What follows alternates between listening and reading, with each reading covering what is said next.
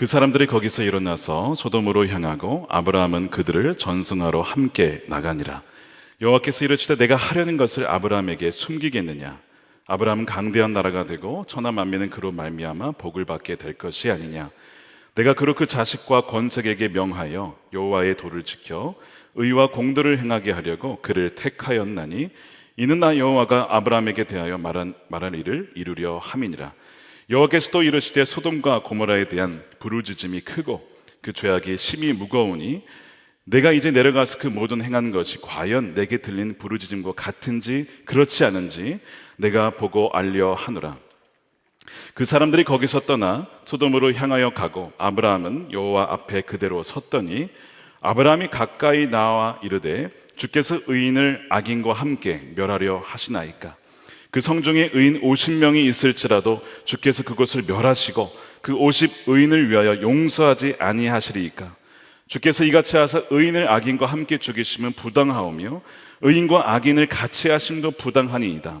세상을 심판하신 이가 정의를 행하실 것이 아니니까.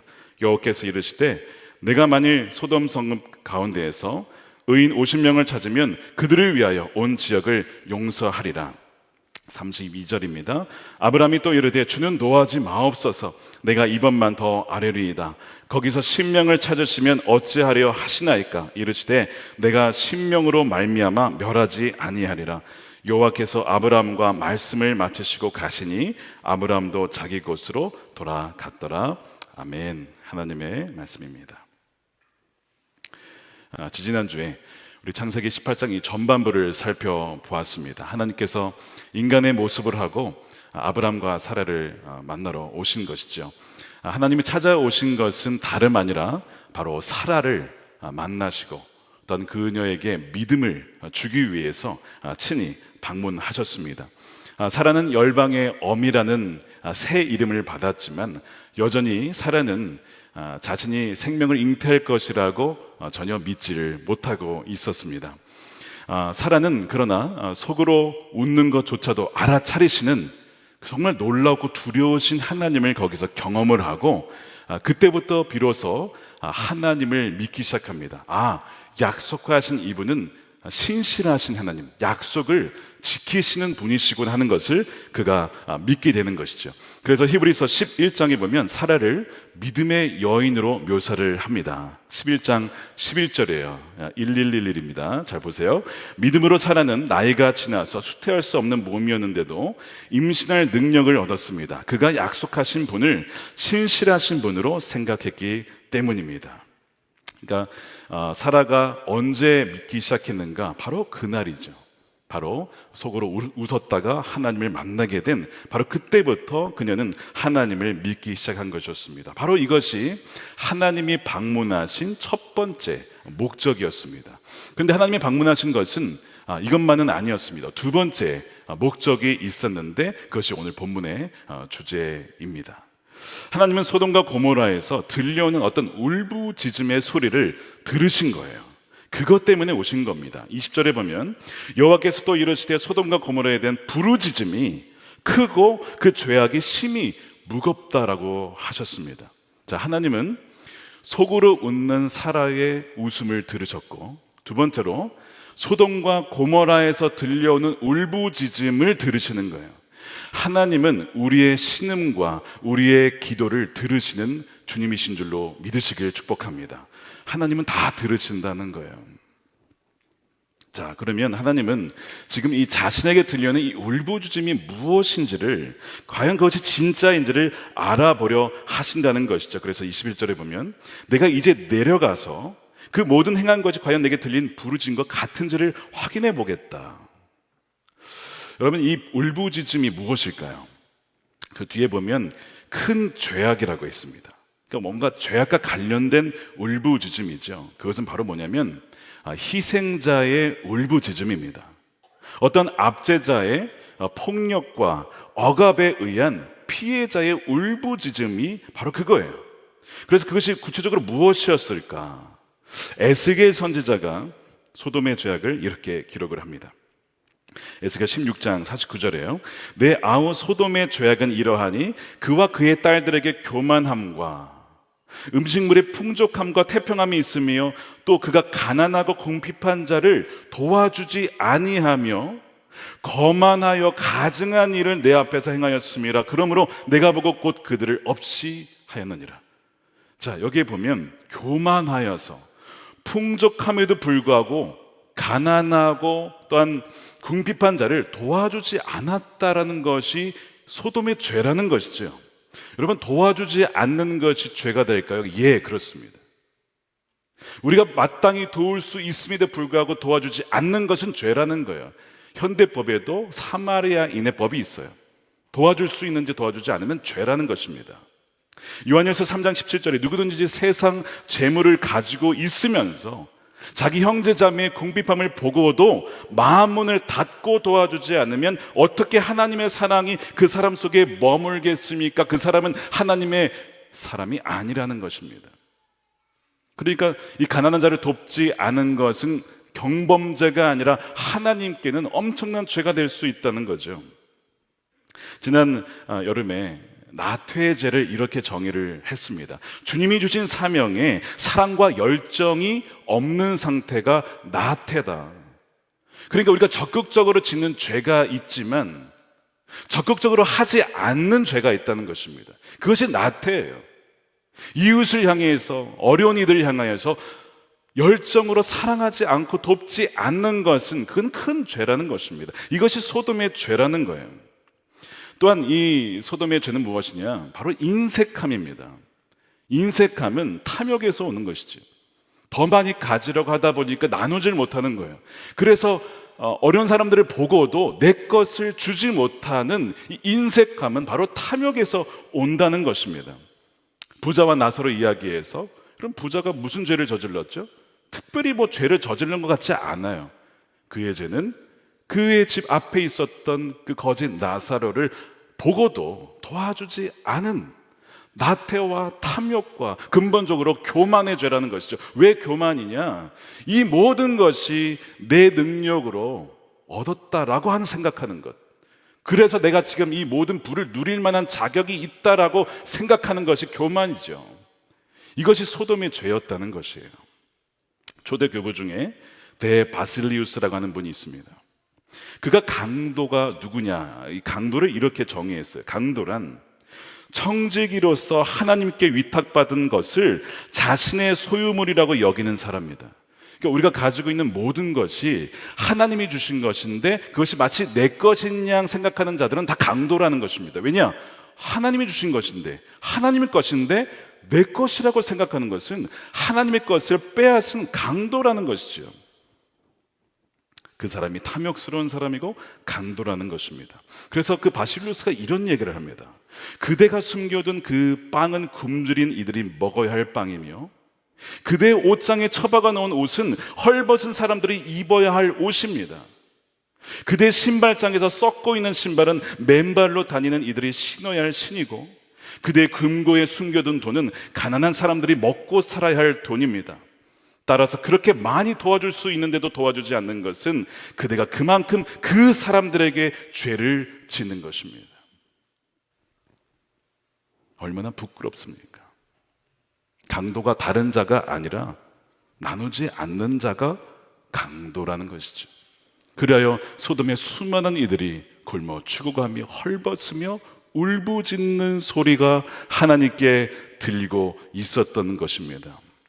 소돔의 죄는 교만의 죄, 나태의 죄, 탐욕의 죄, 이 모든 것이 얽혀 있었던 것이죠. 우리 몇 년 전부터 교회에서 하는 너무나 중요한 행사가 있죠. 올해도 있는데요. 교회 밖 성탄절입니다.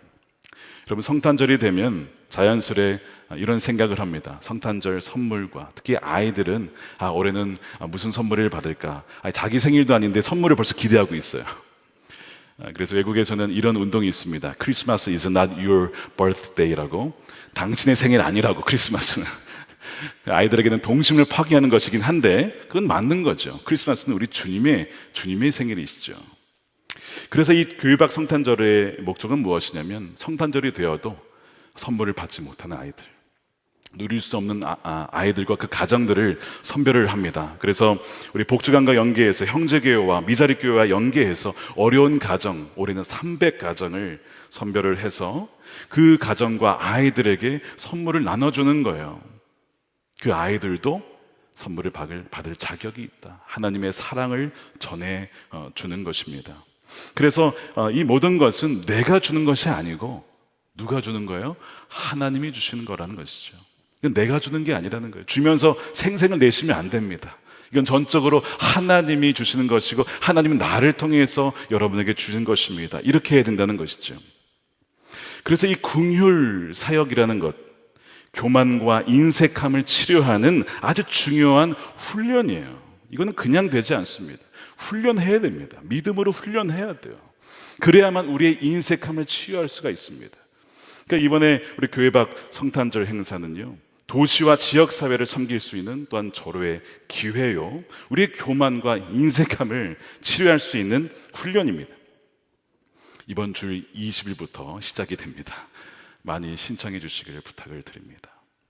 바로 이 소돔과 고모라의 부르짖음은 가난한 자들, 헐벗은 자들의 부르짖음이었습니다. 그래서 우리가 보통 이 소돔과 고모라의 죄를 이야기할 때 이 부분은 잘 언급되지 않는 죄죠. 이것을 잊어서는 안 된다는 것입니다. 그러나 이 도시의 죄는 이것만이 아니었다는 것이죠. 그들은 교만하여서 그 뒤에 보면 가증한 일을 행했다라고 했습니다. 이 가증한 일이 무엇일까? 베드로 후서 2장 7절에 보시면 이렇게 되어 있습니다. 함께 읽어볼게요. 시작. 그러나 무법한 자들의 방탕한 행동 때문에 괴로움을 겪던 의로운 사람 롯은 구하여 내셨습니다. 무법하다는 것은 법이 없다는 것이죠. 기준이 없다는 것입니다. 자신이 기준이고 자신의 소견에 옳은 대로 행했다는 것인데 바로 그것이 소돔이에요. 그리고 이 방탕이라고 하는 단어는 아셀게이아, 성경에서 거의 대부분 성적 타락을 가리킬 때 쓰는 단어입니다. 그래서 음탕하다, 호색, 음란이라고 번역이 됩니다. 그래서 부부 안에서만 허용이 되는 그 성을 그 바깥에서, 간음은 물론이고 동성애를 포함하는 것, 바로 이것이 바로 아셀게이아라고 하는 방탕한 행동입니다. 그래서 이것이 하나님 앞에 가증한 행동이었다는 것이죠. 그래서 영어 단어 중에 소돔이라고 하는 단어가 있어요. S-O-D-O-M-Y. 소돔이라는 어떤 의미인데 무슨 뜻이냐? 남색이라는 단어입니다. 남색. 바로 이 소돔이라는 단어에서 나온 단어죠. 남색이라는 단어예요. 더 놀라운 일은 그들은 무법한 자였기 때문에 죄를 죄로 여기지 않는다는 거예요. 너무나 당당하게 드러낸다는 것입니다. 이것이 소돔의 죄였습니다. 자, 이사야 3장 9절에요. 그들의 안색이 자신들의 죄를 고발한다. 그들이 소돔과 같이 자기들의 죄를 드러내놓고 말하며 숨기려 하지도 않는다. 그들에게 화가 미칠 것이다. 그들은 스스로 재앙을 불러들인다. 이 소돔과 고모라에 대한 죄의 표현입니다. 그들은 죄를 죄로 여기지 않고 당당하게 죄를 행했다라는 것이죠. 자, 그래서 이 소돔의 죄를 요약하면 첫 번째, 가난한 자들을 돕지 않은 것이고요. 두 번째, 교만했고, 세 번째, 가증한 일을, 이 동성애를 포함한 성적으로 방탕한 삶을 살았고, 네 번째, 죄에 대해서 당당했다는 것입니다. 이것이 소돔의 죄입니다. 그래서 이 예언자들에게 이 소돔과 고모라는 죄악을 상징하는 도시로 자주 등장하죠. 예레미야 23장 14절에 보면 이제 내가 예루살렘의 예언자들에게 끔찍한 일들을 보았다. 그들은 간음을 하고 거짓말을 한다. 악행을 저지른 자들을 도와서 어느 누구도 죄악에서 떠날 수 없게 한다. 내가 보기에 그들은 모두 소돔 사람들과 같이 되었고 예루살렘의 주민은 고모라가 같이 되었다. 소돔과 고모라의 죄가 훗날 유다 백성들의 죄가 되었다는 거예요. 소돔과 고모라는 단지 어떤 한 도시의 라이프 스타일이 아니라 영적인 문제라서 전염성이 있다는 거예요. 유다 훗날 몇백 년 뒤에 유다 사람들에게도, 그리고 지금 오늘날에도 이 소돔의 죄는 만연해 있다는 것이죠. 유럽과 미국과 한국에서 우리가 보고 있는 것은 바로 이 소돔의 죄라는 거예요. 교만하고 방탕하고 음란하며 인색하고 탐욕스러운, 이것은요, 시대가 지금 이 아브라함 때부터 지금까지 4,000년이 흘렀습니다. 그러면 인류는 진보했을까요? 물론 과학적으로는 기술적으로는 진보했습니다. 그러나 인간의 이 타락한 본성은 하나도 변하지 않았다라는 것이 성경의 진단이에요. 성경이 보는 인간은 물론 하나님의 형상대로 지음받았기 때문에 존귀한 자이지만 동시에 타락한 본성을 가진 악한 본성을 가진 자라는 것이죠. 이것이 이 성경이 보는 인간의 모습입니다. 하나님은 이것을 보셨어요. 들으셨어요. 그리고 이것을 심판하시겠다라고 하는 것입니다. 그런데 오늘 본문을 가만히 읽어보시면 좀 특이한 점이 발견이 돼요. 하나님은 그 사라의 속 웃음까지도 들으신 분이십니다. 우리의 마음을 다 아시는 분이에요. 그런데 뭐라고 하시냐면 지금 그 소돔과 고모라에서 진짜 그런 일이 벌어진지를 직접 가서 보시겠다는 거예요. 여러분 이상하지 않습니까? 다 아시는 분이 왜 직접 가서 보시려고 하실까요? 또한 16절을 보시면 사라와 대화를 마친 다음에 하나님은 소돔으로 방향을 틀어 가시는데 걸어가십니다. 그리고 아브라함이 하나님을 따라가요. 16절에 보세요. 그 사람들이 떠나라고 일어서서 소돔이 내려다보이는 대로 갔다. 아브라함은 그들을 바르다 주려고 함께 얼마쯤 걸었다는 거예요. 아브라함이 하나님과 동행을 합니다. 그리고 하나님도 아브라함과 함께 걷습니다. 여러분, 하나님이 어디 가실 때 걸어가실 분이 아닙니다. 하나님이 뭐가 아쉬워서 걸어가십니까? 날아가시면 되죠. 아니면 그냥 순간 이동하시면 되죠. 근데 왜 하나님이 걸어가실까요? 여러분 잘 생각해 보세요. 하나님이 걸어가시는데 아브라함이 따라오나 이렇게 보는 거죠. 그리고 그냥 멸하시면 되는데 내가 앞으로 이런 일은 할 거야. 지금 소돔에 그런 일이 있었대. 굳이 그런 일들을 아주 시시콜콜 아브라함에게 왜 말씀을 하시는 것일까? 이상하지 않습니까? 하나님은 날아가실 수 있는 분이 걸어가십니다. 그러니까 하나님이 우리와 동행하신다. 우리가 하나님과 동행한다는 것은요, 엄밀히 말하면 하나님이 우리와 동행해 주시는 겁니다. 하나님은 너무 빠르셔서 우리가 따라갈 수가 없어요. 어떤 때는 너무 느리셔서 우리가 더 앞서갈 때도 있어요. 답답해 할 때도 있습니다. 그러니까 우리가 하나님과 동행할 수 있는 것은 전적으로 그분이 우리에게 맞춰주시는 거예요. 자, 그래서 말씀드린 대로 이상하게 걸어가시고 이런저런 다 말씀을 하시는데 왜 그러냐? 아브라함과 함께 동역하고 싶고 그를 통해서 뭔가 역사를 일으키고 싶기 때문에 지금 그렇게 하시는 겁니다. 17절에 보시면 여호와께서 이르시되 내가 하려는 것을 아브라함에게 숨기겠느냐? 하나님은 아브라함을 친구로 여기십니다. 그래서 자신이 하시고자 하는 일을 마치 친구에게 다 얘기하듯이 그렇게 얘기하시는 거예요. 그리고 그에게 소돔에 대한 이야기를 하신 것이고 그래서 그와 함께 걷는 것입니다. 그러면서 아브라함의 반응을 기다리시는 것이죠. 그 얘기는 아브라함에게 지금 초청하시는 겁니다.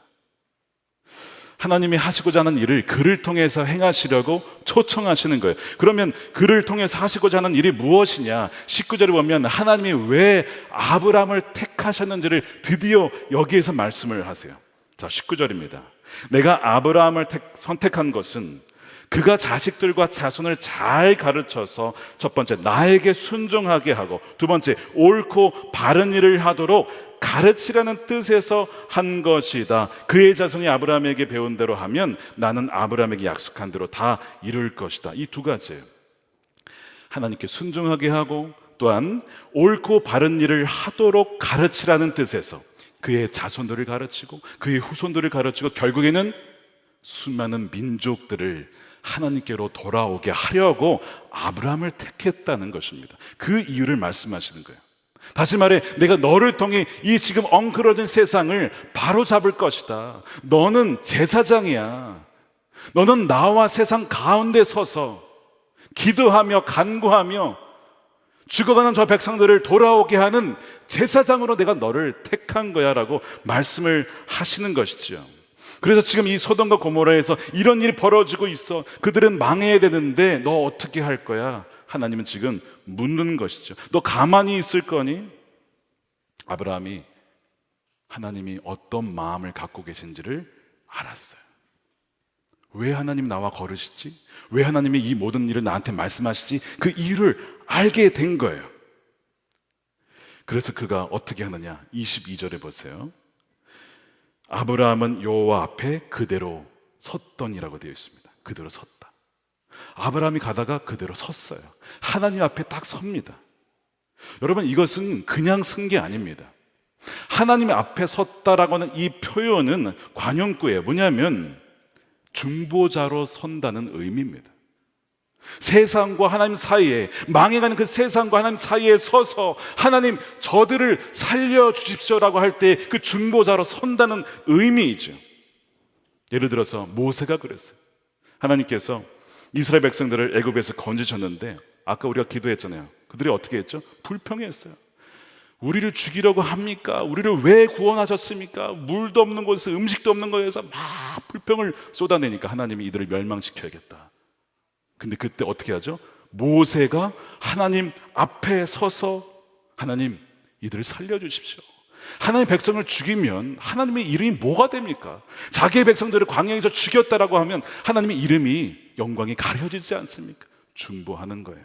그래서 시편 106편 21절에서 이렇게 얘기를 합니다. 애굽에서 큰 일을 행하신 그의 구원자 하나님을 그들이 잊었다는 것이지요. 23절에 그러므로 여호와께서 그들을 멸하리라 하셨으나 그가 택하신, 여기도 택하심이 나오네요.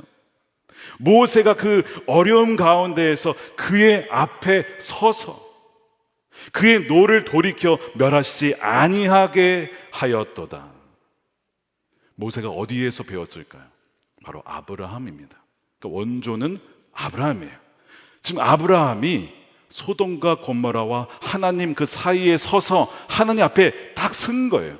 그러면서 이제 기도를 시작하는 겁니다. 하나님께 요청을 드리는 것이죠. 23절입니다. 아브라함이 가까이 하나님께 나아가 이르되 주께서 의인을 악인과 함께 멸하려 하시나이까? 그 중에 의인 50명이 있을지라 주께서 그것을 멸하시고 의인 50을 위하여 용서하지 아니하시겠습니까? 여러분, 아브라함도 그 도시가 얼마나 악한 도시인지를 잘 알고 있습니다. 그러면 악한 도시면 여러분 망해야겠죠? 멸망시켜야겠죠? 그런데 왜 아브라함은 의인 50명을 위하여 용서하지 아니하시겠냐라고 기도하는 것일까요? 소돔에 롯이 살아서요? 물론 그럴 수 있습니다. 근데 그것이 아니었어요.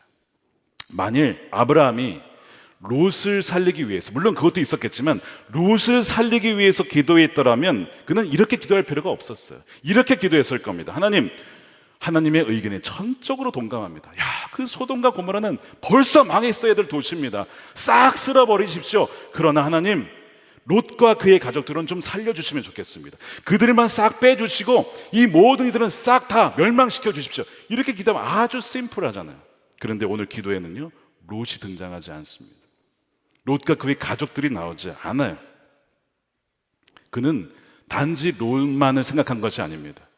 정말 그 소돔에 사는 불쌍한 사람들을 다 품고 지금 기도하고 있는 거예요.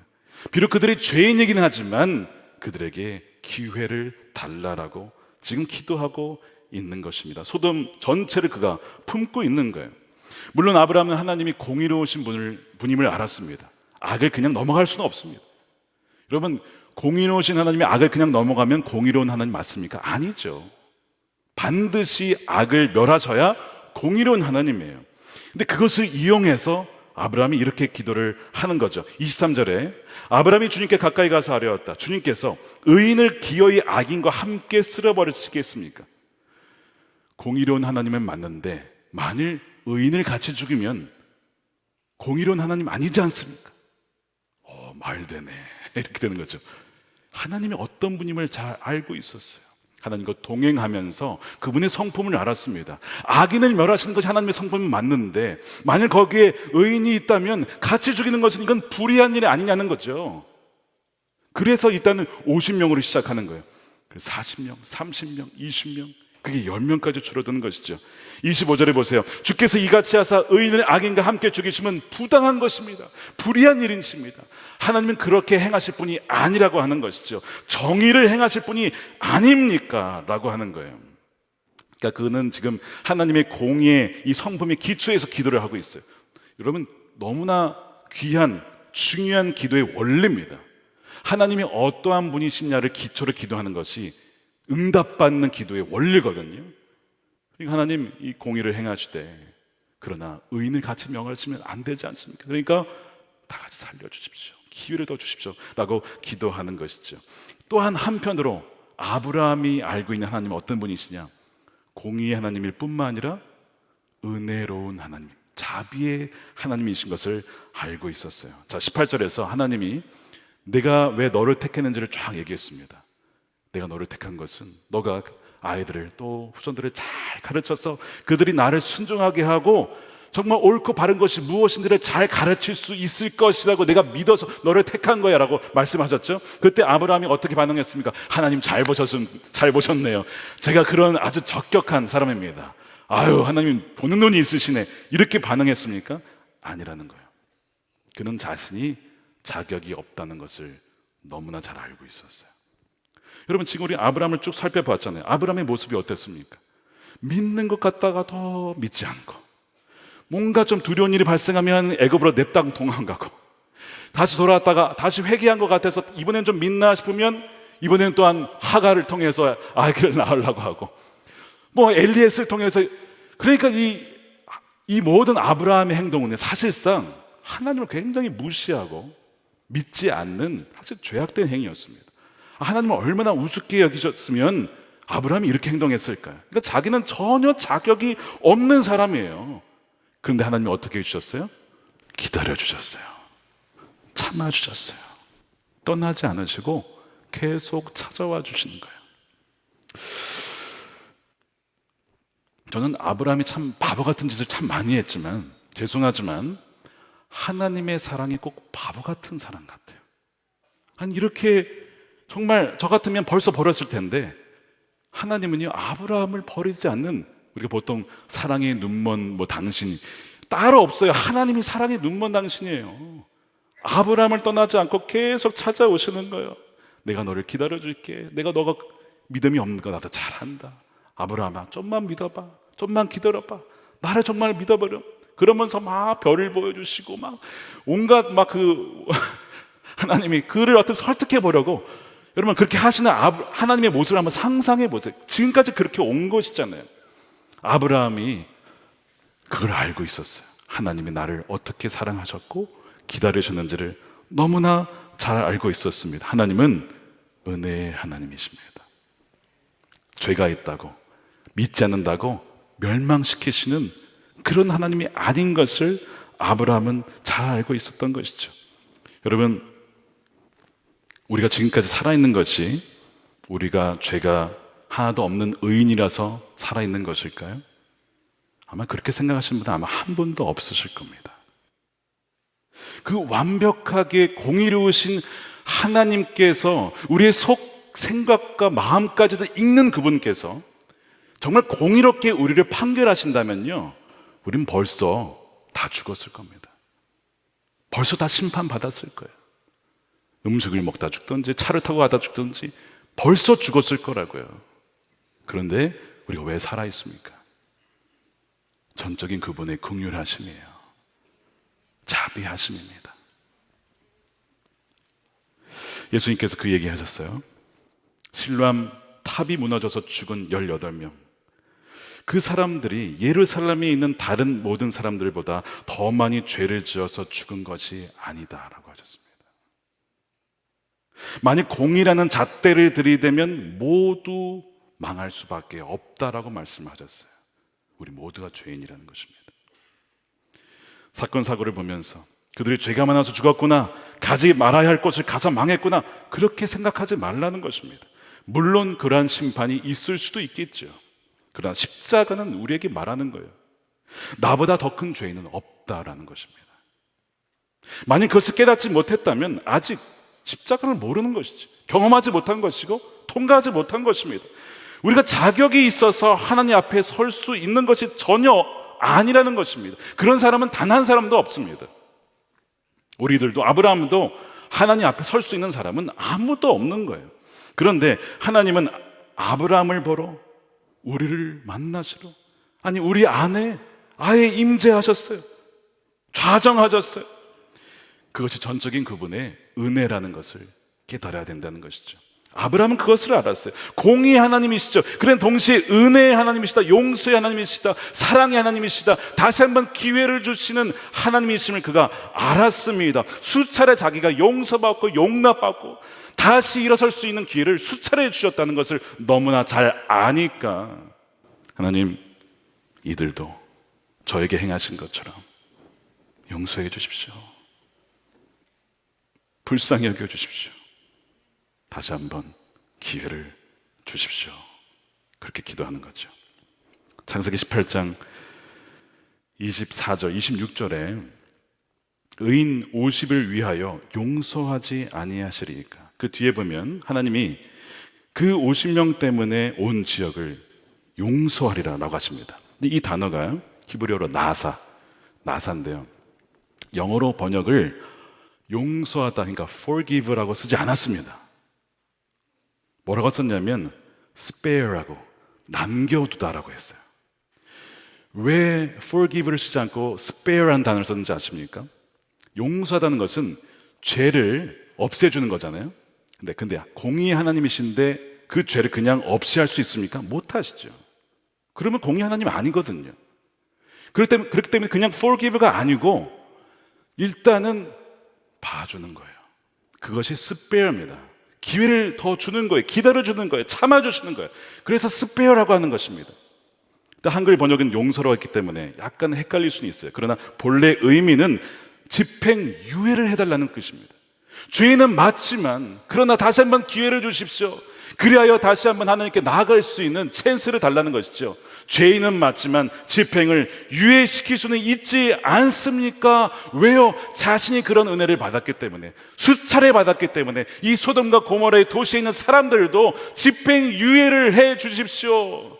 의인 10명만 있다면 그들로 인하여서 다른 사람들도 그 의인 10명으로 말미암아 하나님을 알 수 있는 그 은혜의 기회를 주십시오 라고 지금 아브라함은 눈물로 기도를 드리고 있는 것이죠. 자신도 그렇게 안 믿다가 하나님의 은혜로 창세기 17장에서 하나님을 믿게 되고 할례, 우리로 얘기하면 이제 세례를 받게 되거든요. 하나님이 자신을 심판하지 않고 집행유예를 하셨기 때문에 자신도 믿을 수 있었고 죄사함을 받을 수 있었다는 것, 그래서 이들도 남겨달라는 것입니다. 이 표현이 로마서에서 나와요. 남겨두시는 은혜, 다른 표현으로 얘기하면 간과하시는 은혜입니다. 로마서 3장 25절이에요. 우리 함께 읽어볼게요. 시작. 제가 읽겠습니다. 이 예수를 하나님이 그의 피로써 믿음으로 말미암는 화목제물로 세우셨으니 이는 하나님께서 길이 참으시는 중에 전에 지은 죄를 간과하심으로. 소돔의 죄가 아니라는 게 아니에요. 죄가 맞아요. 심각한 죄입니다. 근데 그거를 잠시 묻어두겠다. 너에게 기회를 주겠다. 간과하심으로 자기의 의로우심을 나타내려 하심이니. 그리고 십자가에 그 예수 그리스도를 보내주시고, 너희가 그때는 몰라서 죄를 지었지만 이제는 분명하게 회개할 수 있는 길을 내가 열어주었다는 것이죠. 간과하시는 은혜가 있었기 때문에 우리가 살 수 있었다는 것입니다. 아브라함은 그것을 깨달은 자예요. 그래서 그것을 가지고 지금 기도를 드리는 것입니다. 지난주에 한 초등학생이 저에게 카드를 보내왔습니다. 근데 제가 읽으면서도 이게 초등학생의 고백이 맞는지 여러 번 좀 확인을 했습니다. 왜 그런지 한번 들어보세요. 목사님, 저는 올해 8월에 선한목자교회에 왔는데 그 전보다 배운 것이 너무 많습니다. 제가 배운 것 중 가장 아름답다라고 생각되는 것은 제가 예수동행 일기를 매일 쓰면서 예수님을 마음으로 알게 되었고 예수님 없이 살 수 없게 되었다는 것입니다. 목사님, 저는 사실 정말 큰 죄인이고 사람들이 보면 하나님이 쓰지 못하는 사람입니다. 하지만 제가 하나님께 나아가 기도하고 회개할 때마다 넌 특별한 사람이야, 내가 널 쓸 거야 하셔서 정말 감사했습니다. 저는 정말 믿음이 없고 교만하고 악한 사람인데 하나님은 저 같은 사람도 포기하지 않으시는 걸 보고 정말 많이 울기도 했고 웃기도 했습니다. 글씨체는 분명 초등학생인데 카드 내용은 권사님입니다. 제가 이 카드를 읽는데 얼마나 감동이 되었는지, 새벽에 그걸 받았는데 다음 세대에 소망이 있다. 하나님께서 소돔과 고모라에 10명만 있어도 도시를 멸망시키지 않겠다고 했는데, 아브라함은 이 은혜를 깨달은 것이죠.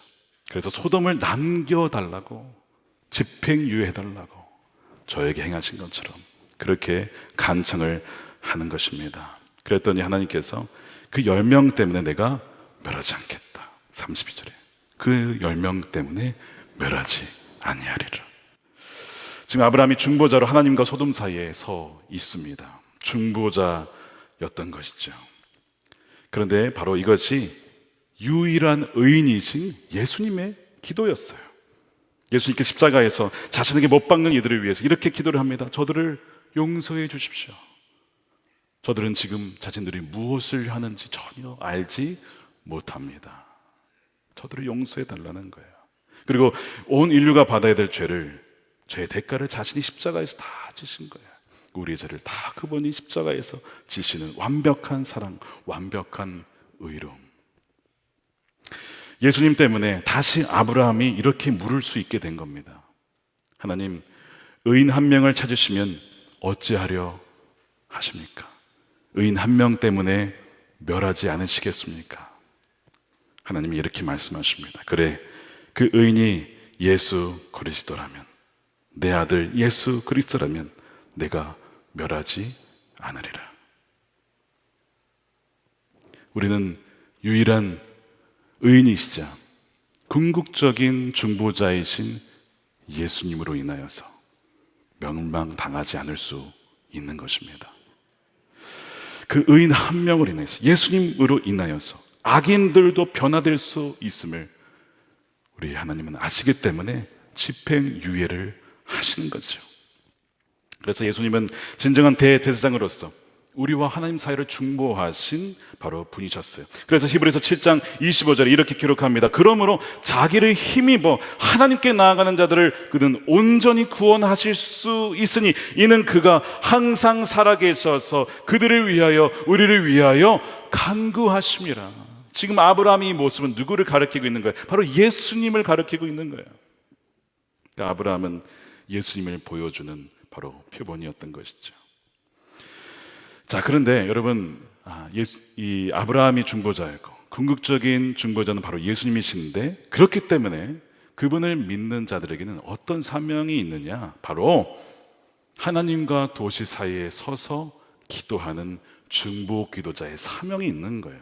이것은 정말 그 은혜를 깨달은 자만이 할 수 있는 바로 사명, 기도의 사명입니다. 이사야 62장 7절이에요. 우리 이것도 함께 읽어보겠습니다. 시작. 예루살렘이여, 내가 너의 성벽 위에 파수꾼을 세우고 그들로 하여금 주야로 계속 잠잠하지 않게 하였느니라. 너희 여호와로 기억하시게 하는 자들아, 너희는 쉬지 말며 또 여호와께서 예루살렘을 세워 세상에서 찬성을 받게 하시기까지 그러시지 못하시게 하라. 여러분, 예루살렘은 도시입니다. 그리고 성벽은 바로 이 도시의 외곽에 있는 것이죠. 도시에서 도시를 위해 기도하라는 거예요. 그래서 그 도시가 하나님을 찬양하여 그 도시로 말미암아 온 열방이 하나님을 찬양할 때까지 하나님께 기도를 멈추지 말라라고 하는 말씀입니다. 우리가 도시를 위해서, 또한 우리 사람들을 위해서 어떻게 기도해야 할까요? 소돔 사람들이 그렇게 악행을 저지른 것은 그들의 영의 눈이 가리워져 있기 때문에, 아니, 그들의 영이 죽어 있기 때문에 그렇습니다.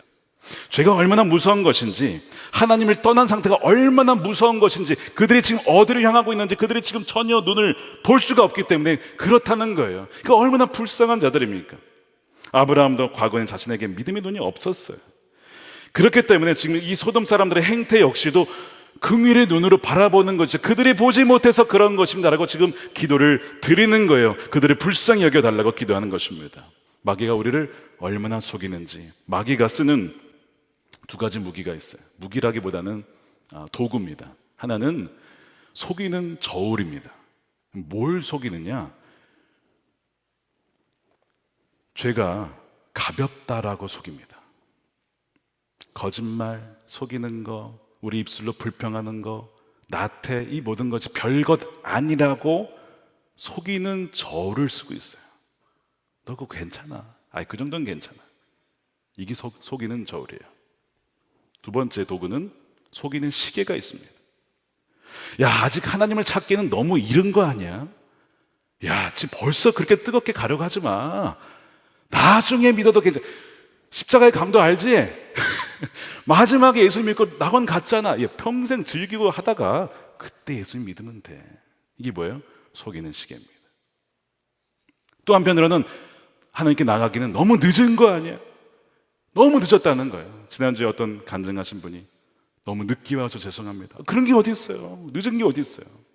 지금이라도 온 것이 얼마나 감사합니다. 이런 식으로 마귀는 우리를 속인다는 거예요. 몇 년 전에 우리 교회에도 젊은이 교회 간증하러 왔던 분이라고 합니다. 이 박위라고 하는 형제인데요. 그 위라클이라고 하는 책을 출판을 했어요. 키가 큰 아주 건장한 청년이었습니다. 근데 그가 얼마나 이 쾌락이 좋았든지 하나님을 믿으면서도 이 쾌락을 포기할 수가 없었대요.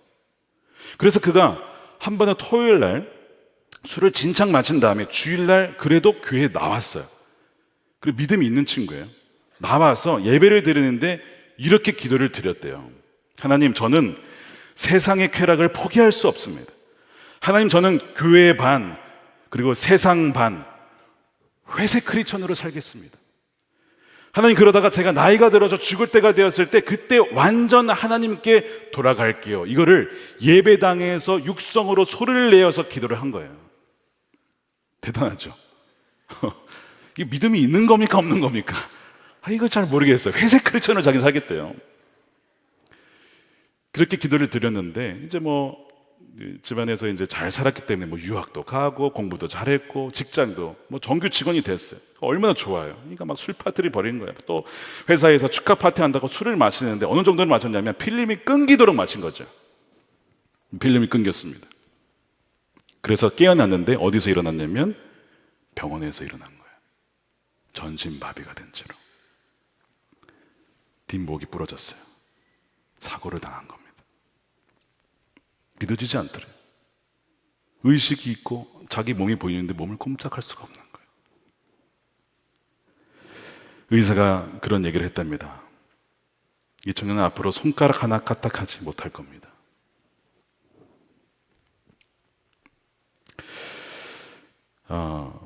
이 청년에게 그러니까 왜 술을 마셨냐 이렇게 정죄해야 할까요? 그도 그때는 마귀에게 속은 겁니다. 속이는 시계. 지금 실컷 즐기다가 나중에 다 늙어서 죽기 전에 하나님께 완전히 갈 수 있을 때가 있을 거라고 속은 거죠. 세상 반, 하나님 반, 그렇게 양다리 걸치고도 하나님을 믿을 수 있을 거라고 속은 겁니다. 얼마나 많은 청년들이, 얼마나 많은 사람들이 여기에 속고 있는지 모릅니다. 그는 영적으로 보지 못하는 자였어요. 그가 얼마나 많은 회개를 했는지 모릅니다. 손가락 까딱 하나 하지 못한다고 했는데 어느 날 손가락이 까딱했어요. 난리가 났습니다. 가족들이 파티가 벌어졌어요. 술 파티가 아닙니다. 이거는 하나님을 찬양하는. 그리고 말을 하게 되고 팔을 움직이게 되고 휠체어에 앉게 되고 스스로 움직일 수 있을 정도가 되었어요. 이제는 수많은 사람들의 영적인 눈을 띄워주는 하나님의 청년으로, 간증자로 그렇게 증언을 하고 있습니다. 여러분, 도시를 위해서, 도시 영혼들을 위해 기도할 때 눈이 열리도록 기도하는 것 얼마나 중요한지 몰라요.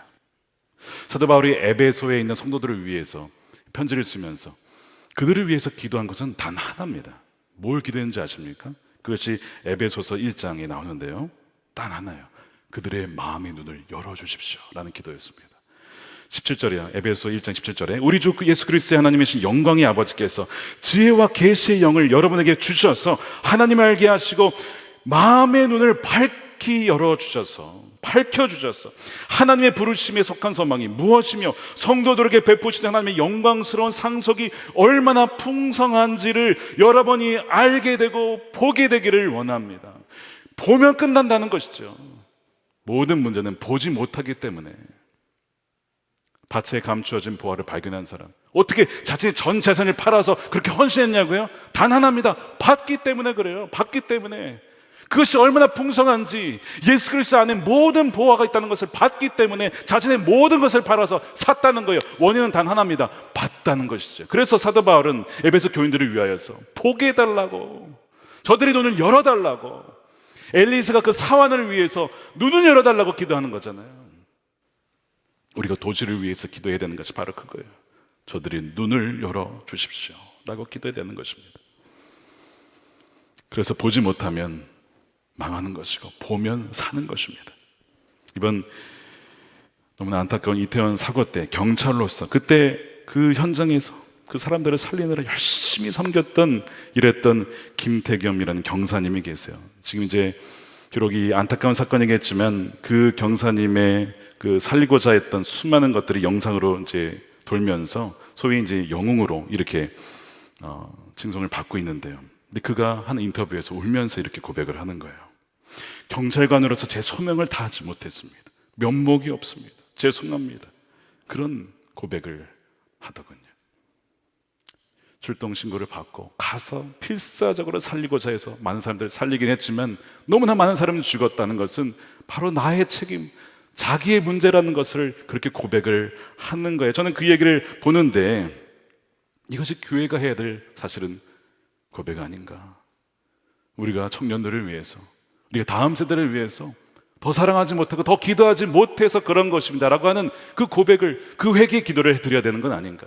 제 자신부터 그런 마음을 가지고 기도했습니다. 그 영혼들의 울부짖음이 있지 않았겠습니까?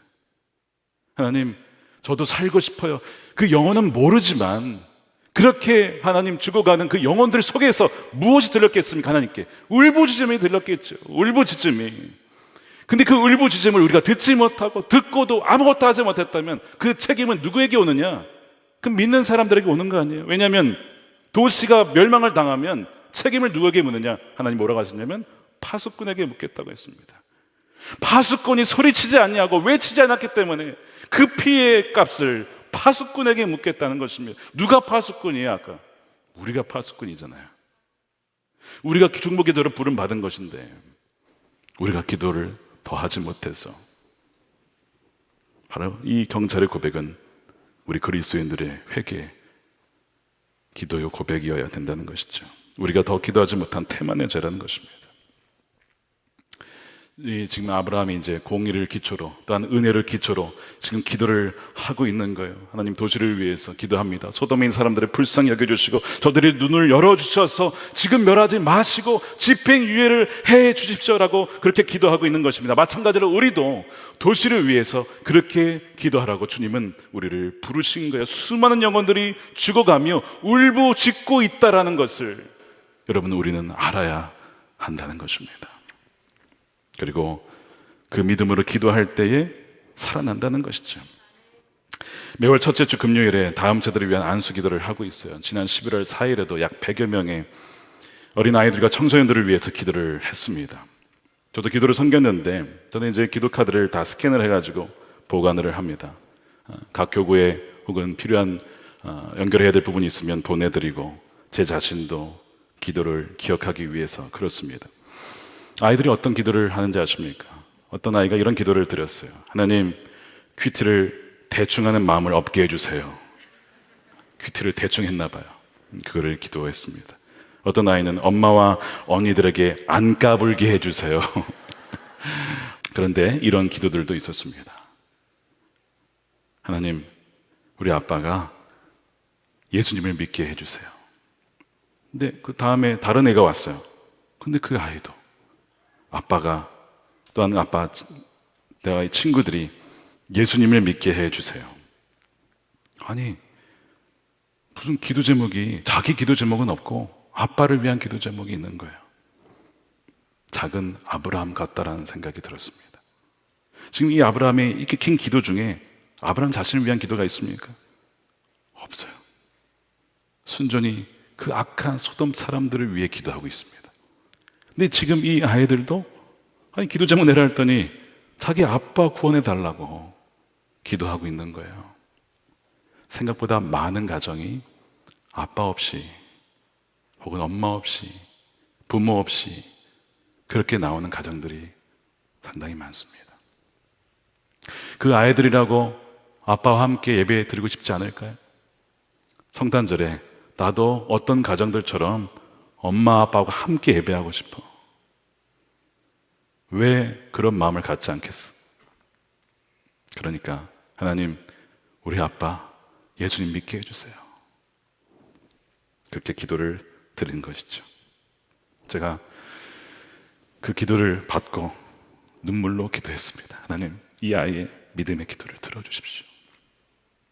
믿음의 기도를 들어주십시오. 작은 아브라함이 여기 서 있습니다. 믿지 않는 아빠와 하나님 사이에서 뭘 할 수 있겠어요? 아이가 할 수 있는 것은 살아계신 하나님께 아빠를 살려달라고 기도하는 것이죠. 우리의 기도는 도시를 넘어 나라를 위해, 특히 북한과 선교를 위해서 기도해야 합니다.